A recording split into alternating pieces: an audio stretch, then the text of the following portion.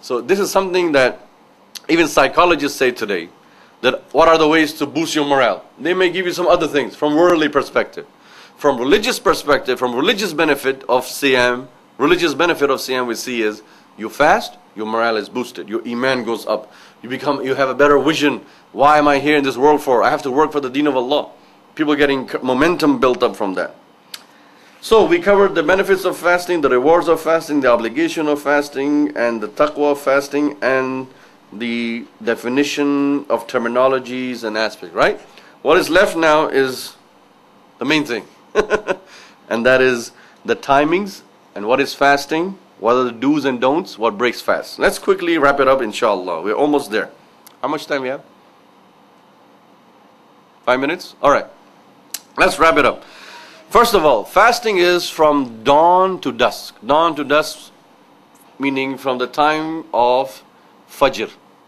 When Salatul Fajr time kicks in, that is called imsak. Well, it's better to stop 5 minutes before, but even if you hear the azan, so let's say Fajr is at 4:15. I just made up this mind. Let's say Fajr 4:15. Up to 4:14 you can eat and it's good. But the moment it's 4:15, imsak, stop. Fasting has started. Now we look for the time until when we should break our fast. So we look for the Maghrib time. Let's say Maghrib is at 8:18. So at 8:18 we grab something to eat. And it's the sunnah of Muhammad sallallahu to open the fast with a tamar, a date. That fruit called date. It's sunnah. He loves that. Of course, if you can't get that or it's not available, then yes, anything can break the fast. But it's a priority or privilege that he would do. Or with Zamzam. Of course, they had Zamzam. We are so deprived. We're so far away. I wish I was living in Mecca, Medina all the time. And it'll be so beautiful to open with a glass of Zamzam, because our beloved Muhammad sallallahu used to open with Zamzam. Zamzam and tamar. That's why when you go for Umrah in Ramadan, it's so beautiful over there. Because everybody's in the Masjid Haram, they have tamar and this. Subhanallah. So number one, timings are from dawn to dusk. And the timings change. Why? Because Ramadan is based on the lunar calendar. Lunar calendar. The moon, based on the moon. Not the solar calendar. So on the lunar calendar, the moon keeps shifting, keeps rotating in the orbit. So that's why Ramadan comes in winter, comes in summer, comes in fall, comes in spring. So the time of Fajr and Maghrib keeps switching, keeps changing. This is also a rahmah from Allah, which people seldom realize. Imagine if Allah said, okay, Ramadan is going to be in the summer months, every year in summer. Oh my God, it's going to be so tough, right? Imagine every year you're breaking your fast 8:35, 8:40 in the evening. Ya Allah, give us a break, it's too much. For 10 years I've been fasting, breaking up at 8:40. So from the rahmah of Allah, He has fixed Ramadan with the lunar moon sighting, so the moon keeps shifting, so then Ramadan comes in summer and winter. By the same token, if Allah said Ramadan is only in the winter, every December, every winter month just fast, that will also be very, very boring. Because we're going to break the fast at 4:30 and say, hey, it's a breeze, man. I don't feel nothing. What's the purpose of fasting? I don't feel any hardship. I don't feel anything. I'm not getting anything out of my fasting. So this is the rahmah of Allah, that it keeps rotating and shifting. So for the last 10 years, we've been in good times. But let's tighten our belt, because from this year onwards, from the Ramadan of 1430, for the next 5 years, we're going to be in very tough times. Well, I don't mean to scare you guys, but Ramadan is going to be now in summer, wherever in the world, except for the southern hemisphere. They have winter, meaning Australia and South America.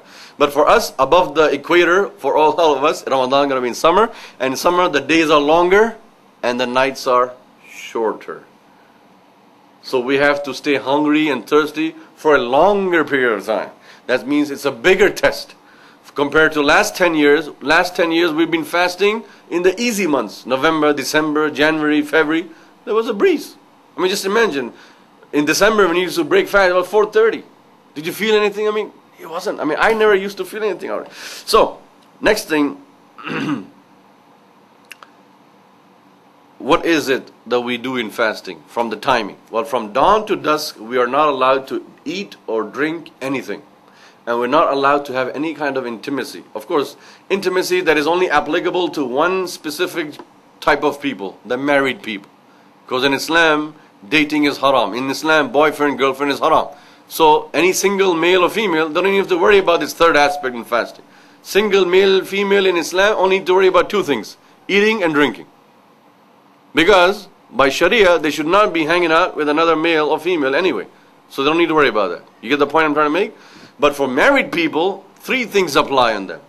Married people, they're married, they have a spouse. So married people, they have to stay away from any kind of eating, any kind of drinking, and also stay away during the fasting hours from their spouse. By stay away, I mean there's a lot of fiqh issues. We don't have time today to go into details of it. But even like hugging and kissing your wife or husband, or touching or feeling, it might secrete some kind of fluid, and it might endanger the fast. So that's why the scholars say it's better to stay away from.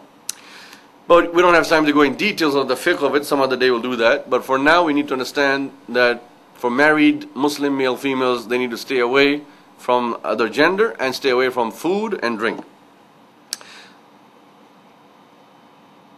But that's not it. This is something that's the physical aspect. They need to also stay away during the hours of fasting from dawn to dusk from backbiting, slandering, rumor mongering, falsifying information. These things are haram on any given day also. But why stress it here in Ramadan? Because Rasulullah said whoever fasts but does all these bad deeds, they take nothing out of their fast. Meaning their ajr is diminished. Yes, their fasting will be continued. Some people think, no, you backbited that person, you broke your fast, now go eat and drink. No, it's not like that. If you backbite, if you rumor monger or slander someone behind their back or openly or something, or you do something like that, bad deeds from the tongue during fasting, you don't break your fast, but you decrease your ajr reward. So why waste the reward and ajr of something that you put so much effort to? Anger.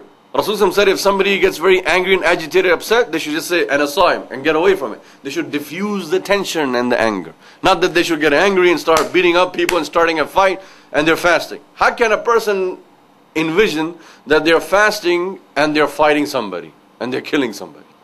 Or they're stealing from somebody, or they're robbing someone and they're fasting? It's mustahil, it's impossible. That means that they are not really fasting, they're just on a hunger and thirst strike. That's all they're on. What breaks a fast? That is a very important thing also. Any kind of food or drink that goes in deliberately breaks the fast. Having any kind of intercourse with the spouse breaks the fast. And therefore they have to do the kafara of that fasting. Meaning they have to make up the fast, plus because they deliberately drank or ate, knowing that they're fasting, but they went into the bathroom, or they went into the closet, or they went into behind the curtain and started eating, drinking, knowing that they're fasting. This is called muta'ammidan, meaning amdan, deliberate breaking of the fasting by eating or drinking is forbidden. And therefore it breaks the fast, and they have to make up that day, plus they have to fast 60 consecutive days for the kafara of the dhanb, of the sin. Now, what if somebody, this was deliberately, what if somebody unknowingly, unintentionally, just forgot, today's Ramadan, just forgot that they're fasting, and they came there, oh, I was fasting. They just realized. So as soon as the water went in, they said, oh, let the water get in first, then I'll hold it.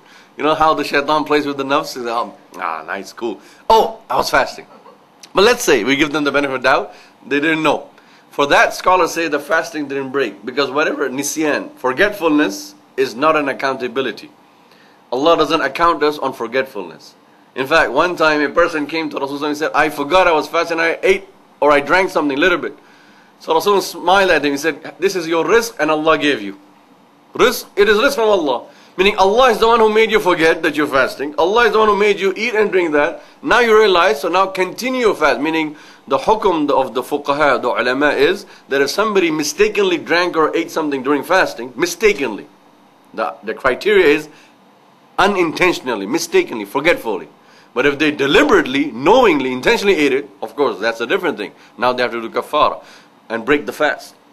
But one who did it unintentionally, the scholars say they should continue their fasting till Maghrib time, break their fast on Maghrib, and forget about that. Meaning they should not say, oh, because I ate and drink at 12 o'clock in the afternoon, so now let me just break my fast and start eating and drinking, and I'll make up this fast after Ramadan. No, continue the fast.